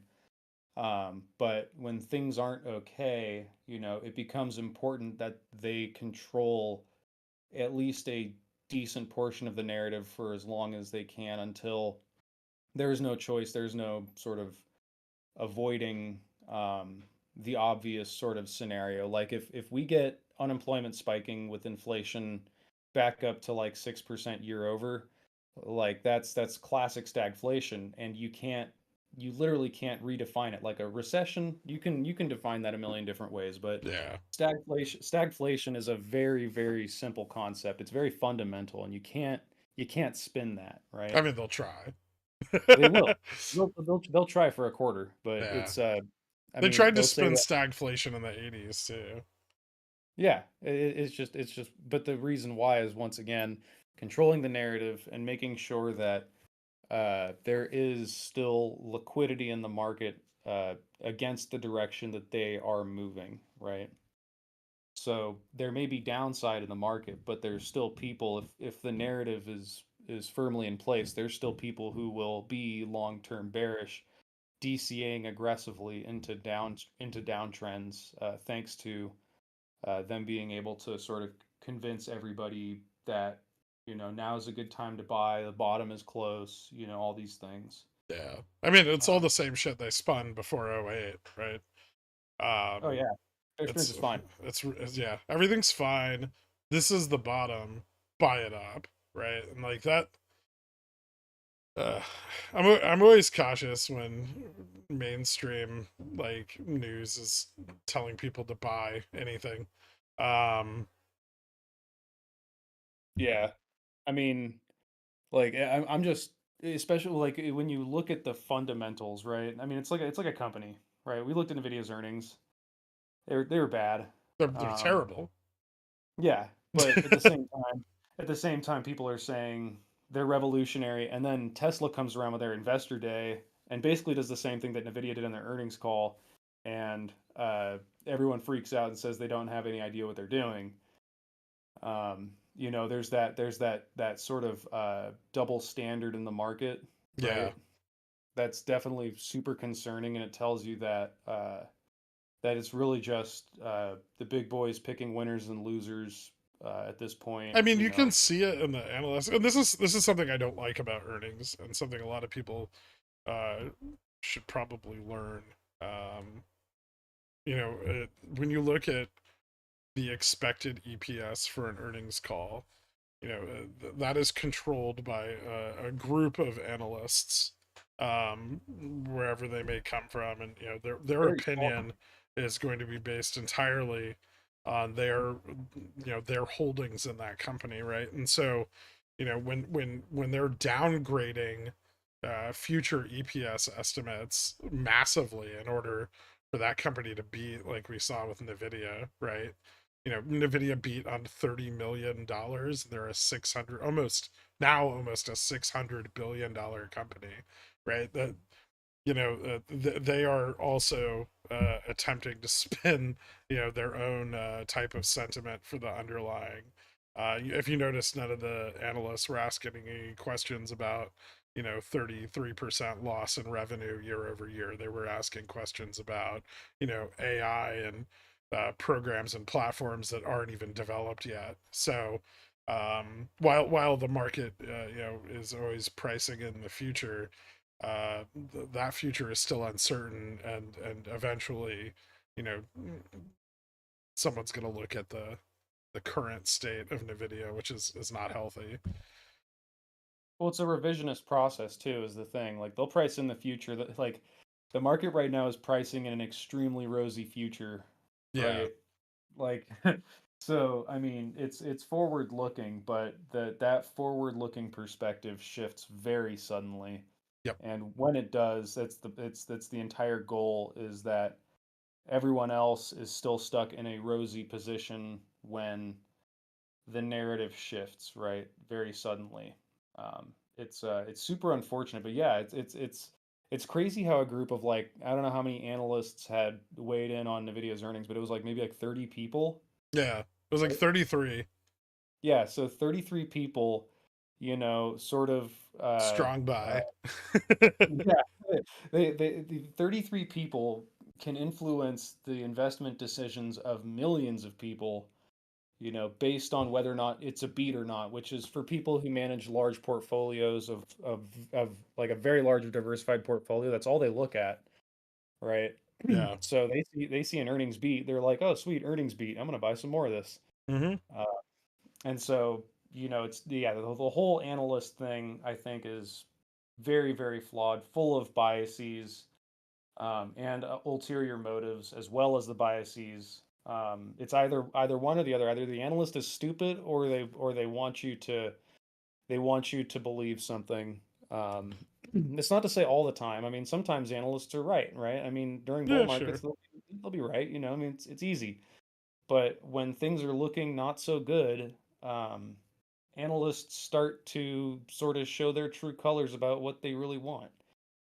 They want you to buy the stock no matter what, or they want you to sell the stock no matter what, in the case of like GME and stuff. Um, but as things become uncertain, these analysts start to look more and more stupid, and their job becomes harder too. So it's kind of a mixed bag between those who are in the know and those who are out of the know. Uh, So I generally try not to look at them too much. I look at how much things have beat by, just to see. It's a quick reference, but if it's a beat like Nvidia's, you definitely want to look at the fundamentals and see how they beat, and what it looks like going forward in terms of their actual, cash flows and liabilities. It becomes super important, and especially in a time where we know people are buying less, yet we have Brian Moynihan going on the news and saying the consumer's never been stronger. Uh, the Well, consumer's never the been consumer more still wealthy. has credit card balances, so Exactly, yeah. theoretically, I mean, their yeah, buying checking power account is, balances have never been higher or whatever. but savings are at all-time lows. Yeah, Yeah. it's definitely, it's a point where you need to do your own research and come to your conclusions yourself. Look at margins and look closely, and not just for the companies you're invested in, but the ones that are really impactful, like Bank of America, Wells Fargo. you really need to look and see how they're doing, because it gives you a closer and up to date and accurate, legally obligated to be accurate, by GAAP standards, measure of the macroeconomic situation, right? Yeah. So it's this is a very interesting time, but that's why I say things like I'm keeping an eye on the banks. Every time a bank earnings statement comes out, I look at it and I look through their liabilities and their assets and see the growth of both. There was a great meme on Wall Street Bets like the other day. They got kind of plowed to the bottom, but it was like a glass full, and it was like non-GAAP earnings. And it was like an empty glass. It was like GAAP earnings. Oh, so true though. I mean, I know. yeah, and earnings have been getting spun super hard, by fancy bookkeeping stuff. But There's that can only some go. companies I feel like that have been pretty honest and forthright recently. I think AMD has done a good job of reining in their expectations, and then outperforming those expectations since they pulled back guidance last year. I think Microsoft's been pretty honest, about their expectations. I think Google's been pretty honest. I think Meta, Tesla, and NVIDIA have not. So I think there's a lot of polarity between the mega caps, and like I think that's going to shift in Q1, and companies like Tesla and NVIDIA are going to have to be a little bit more honest about their current financial situations. Oh yeah, I still think that of all the big mega cap risks, right, in terms of contagion, I think that Meta still poses a huge risk to the broader market. If their earnings just suddenly I mean, they did go to complete shit, Yeah, they but already are, right? yeah, But even they've more promised so to than buy back a bunch of stock with money they don't have. So yeah, that's really bullish. that tells me that they're headed, for something really bad like bankruptcy. Did someone say Meta? Oh yeah, I still need to go over that.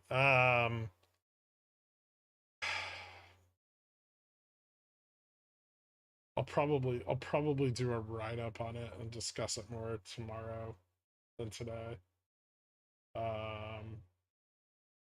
Just because What, Meta being I a haven't company? read through the whole thing. Well, so I guess the the short version is that due to some shitty code on Facebook's part and in their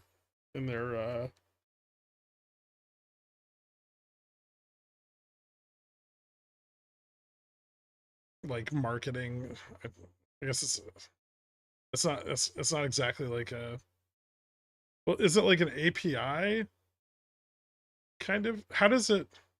It'd be more like an algorithm, if anything. Yeah, sketchy code on Facebook's part. All right, yeah, I'll just phrase it that way. They've been maybe incidentally releasing people's like HIPAA protected information, or people who use Facebook's advertising code are incidentally releasing HIPAA information millions and millions and millions of times over. Man, it's almost like this has happened before. Cambridge Analytica. I don't know if you guys So remember that. that seems like a pretty big deal with the FTC. I'll probably go more into it. I wanted to post his company does like cybersecurity, and I wanted to kind of post their blog post about it for people to read through. But it's pretty compelling, and the after effects of that realization could be intense. I mean, violation of HIPAA, obviously, but also, FTC compliance violations are a huge deal. Yeah, like at what point does Facebook just get shut down, right? After after Cambridge Analytica and I now mean, this. I would say after all the Congress people sell their stakes. Yeah, I guess so, huh? Yeah. They sell into the share buyback. Yeah, it's I think they're probably the biggest fundamental risk to at least Nasdaq right now. Google Google got the shit beat out of them for Chat GPT taking a shit. Microsoft didn't, and now Meta's trying to hop into the space, with an untested, technology that sure could be great, and once it's really ironed out. But right now, it just is a unstable sort of repeats what you say bot. Um, I think that all the hype going into literally just solely just Chat GPT is completely unfounded. And I think it's part of the whole stoking bullishness in the market to prop prices up, right? And there's good reason to do it. I mean, nobody wants to cause a panic from the general public because tech stocks are selling off. But ultimately, yeah, it's just covering up the real fundamental issues with these companies, right? They're all running out of ideas to keep themselves relevant.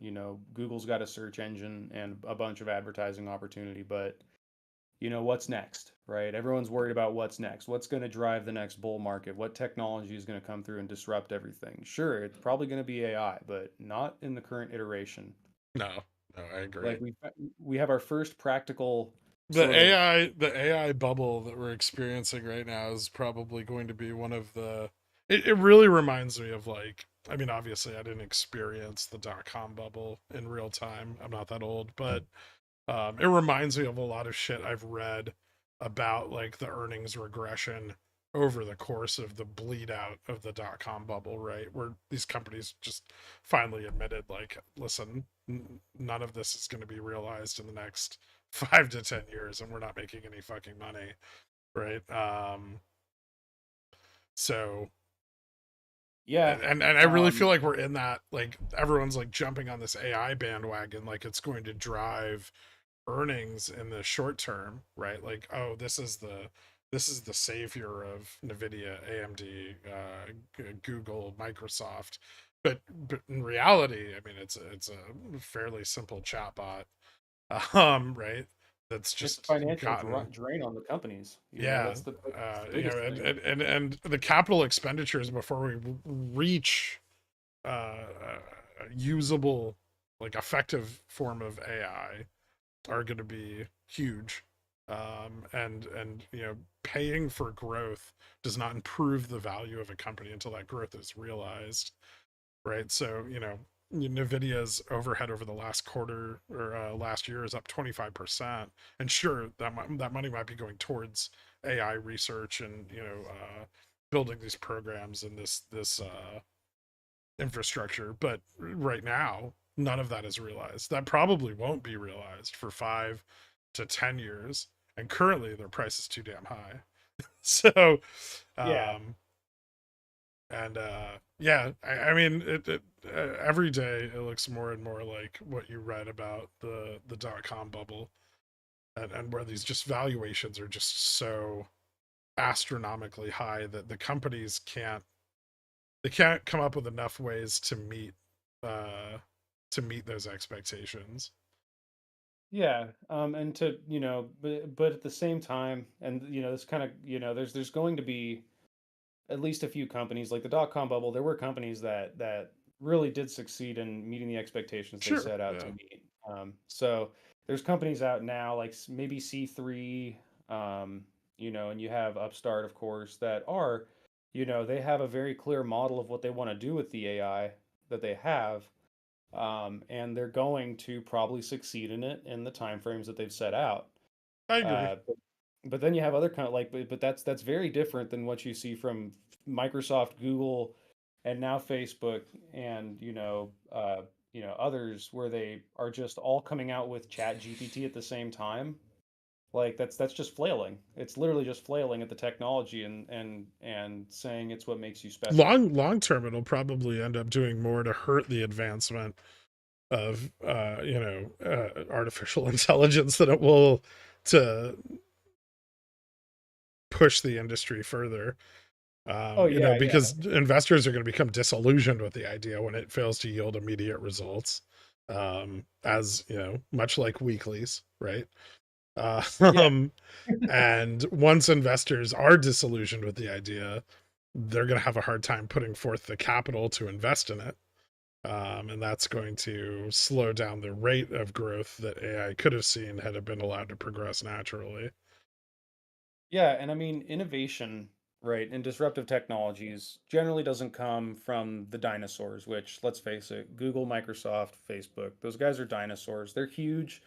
They already have their market share and they're poised to lose it, right? Yeah. And everyone is afraid of that, but it's not going to be Facebook, Microsoft, or Google.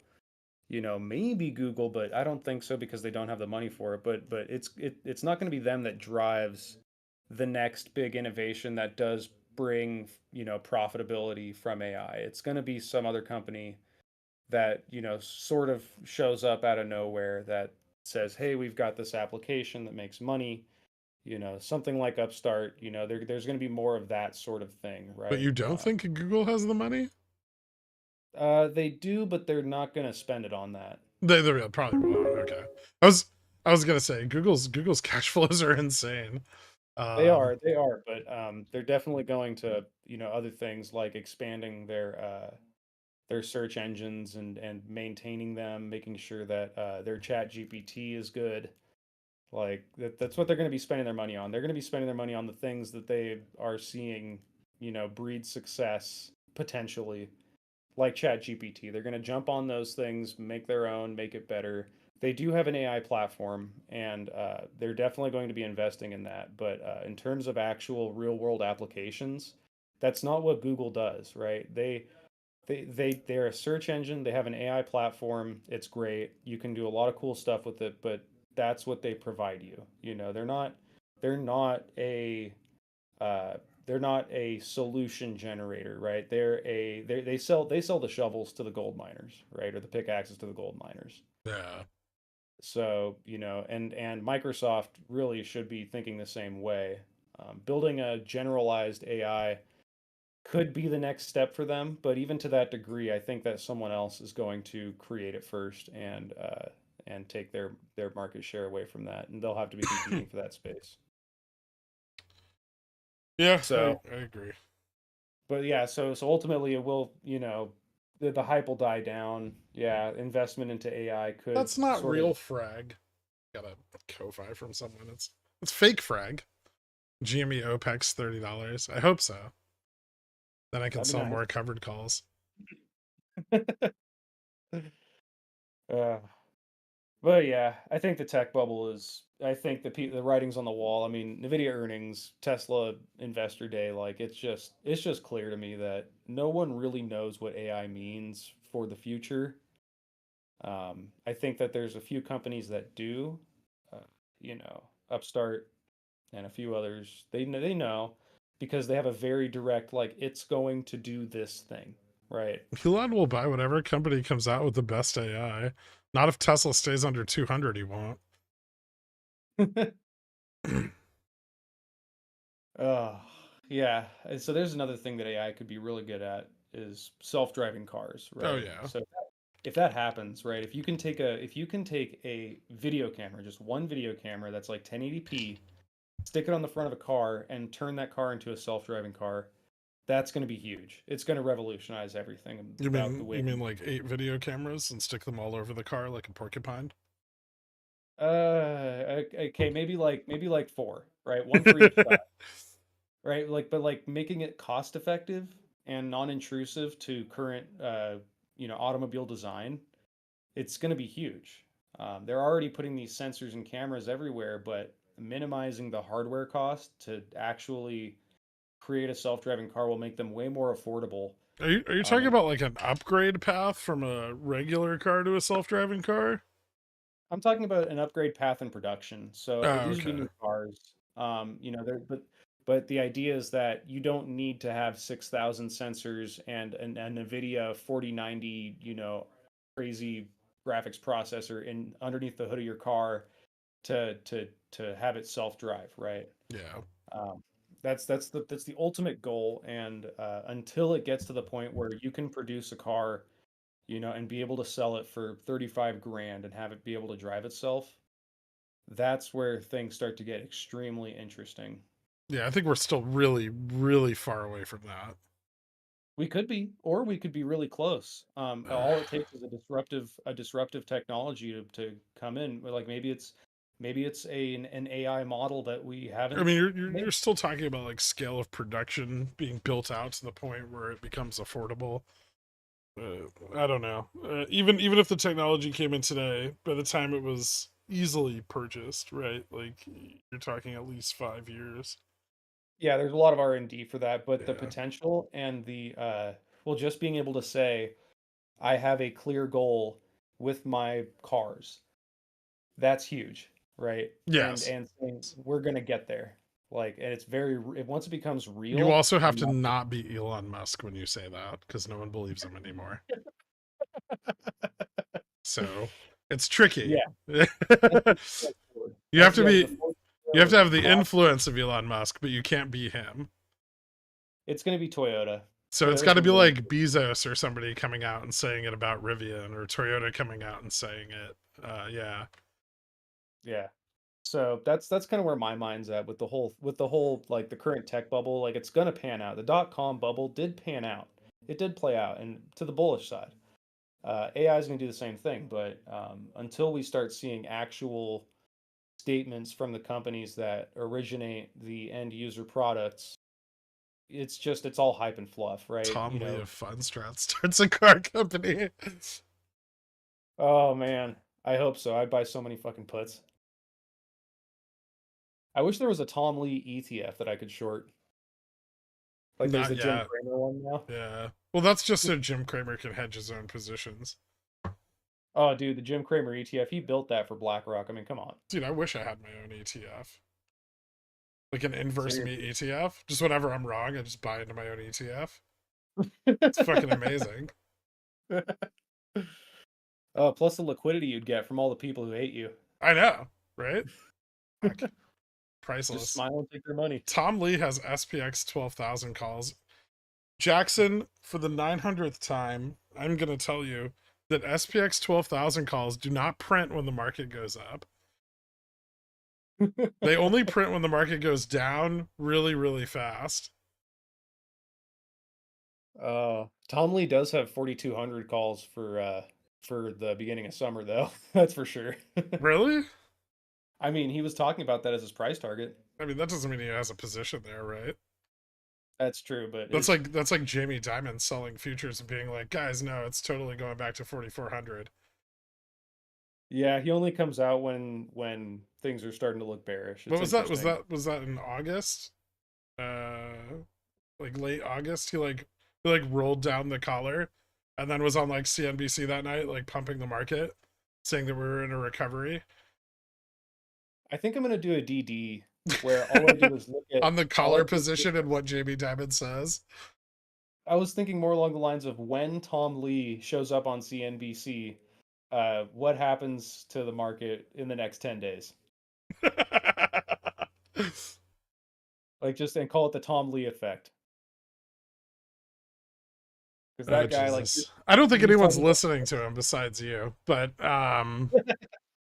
it's great. I mean, I love what he says, because there's so much double speak to it. So it's definitely interesting. I might actually go and do a little mini DD on that and just look up Tom Lee Fun Strat on YouTube and draw correlations. Tom Lee does some unspeakable things to the VIX. We'll see what happens tomorrow. It's going to be an interesting day one way or the other. Dork, thanks for coming in and hanging out for a bit. Guys, thank you so much for tuning in. I will see you all tomorrow. If you have any questions, hit me up on the Discord. I'll be around doing Pickles picks for tonight. So, and I didn't get to them on the stream. Yeah, thank you guys all so much, and I'll see you tomorrow morning. Have a great night. Have a happy Sunday, Enjoy the rest of your weekend. Later, Dork. Later.